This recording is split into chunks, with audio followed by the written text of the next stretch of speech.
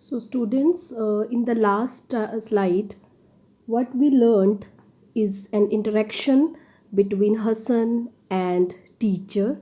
They meet after long time, and now he has converted into a fat man, and he's selling software in working with a small company.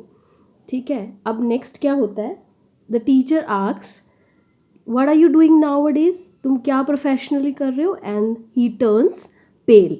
अब next हम देखेंगे page number 4, second paragraph. Madam, you know, I was very irregular in college. The same habit continued even after my graduation. I would get up late and was very lazy. My mother would lose her temper and peace of mind. I did not bother. I took her for granted. After a lot of pressure from my parents, I took up a job, but I continued with the same habits of going late to office, not keeping appointments, and not being responsible.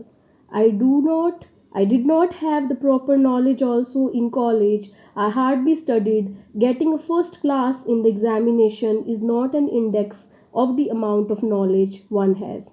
I would study just before the exams, guess and probable questions, and skip the chapters. There are many who worked with me and I used to make fun of them and call them nerds. यहाँ पे एक नया word आएगा, phrase nerd. Nerd का मतलब है बेवकूफ़. तो अब आप कुछ पॉइंट्स देखेंगे स्लाइड पे. पहला है the habit of late coming continued and lost many jobs. अब वो क्या है? वो अपने बारे में बता रहा है that I was a latecomer throughout my life. जो आदतें हम लोगों को बचपन से पड़ जाती है दैट कॉन्टिन्यूज.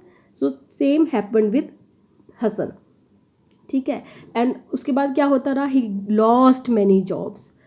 अब वहाँ पे सेकेंड पॉइंट में आप देखोगे there is a line, getting first position is not an index of knowledge.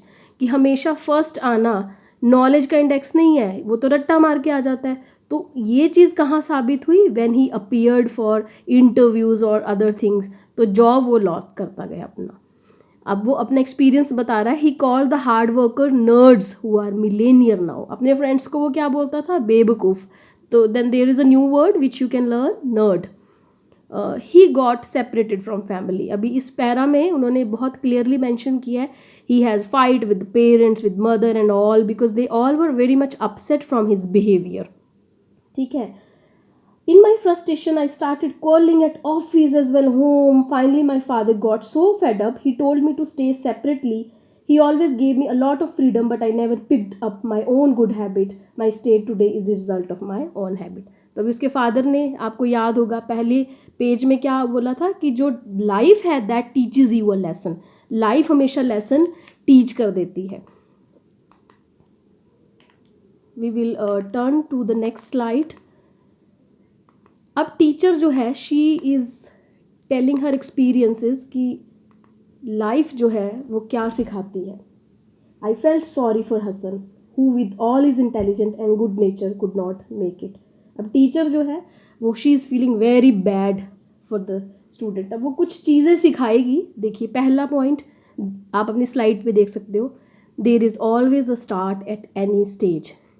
ठीक है. तो अपने बच्चे को, वो स्टूडेंट को क्या बोल रही है? Why don't you start it now. अब शुरू कर लो. One can lose a battle but not what can win the war. अब यहाँ पे दो वर्ड्स आपने सुने होंगे और हम इसको इंटरचेंजेबली यूज़ करते हैं but they can not be use. ये भी आपके लिए कल का होमवर्क है. What is the difference between battle and war. तो वो बोल रहे हैं कि बैटल तो आप हार सकते हो बट वॉर जो है वो जीत सकते हो. You please explain this line to me. लिख के कल आप मुझे ये आंसर देंगे. थर्ड पॉइंट क्या बोल रही है? इस बैटल को जीतने के लिए क्या चाहिए? You require will power and need to listen to your elders. कि सबसे पहले तो you should have a will power. आपके अंदर विल पावर होनी चाहिए. This is pronounced as power. Please notice it is not power as many of the students or people they pronounce it. The right pronunciation is power. Right. So we require willpower and need to listen to our elders.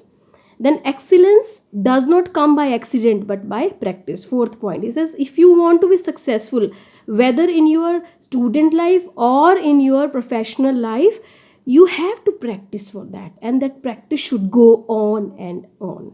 Then the last point is, he had twinkle in his eyes and he left the room with hope. Twinkle होता है चमक. Now he was having a twinkle. अब उसको लगा था कि still he has a time to improve his life, and he left the room with hope. I have not met Hassan since the day.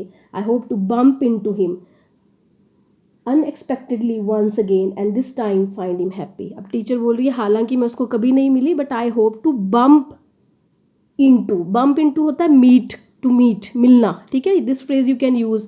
For example you can say I have not seen my friend for years but I suddenly bumped into him. वो अचानक मुझे मिल गया. सो इस तरह teacher जो है वो अपने स्टूडेंट के लिए वेल विश करती है, and the teacher learns a few lesson of life.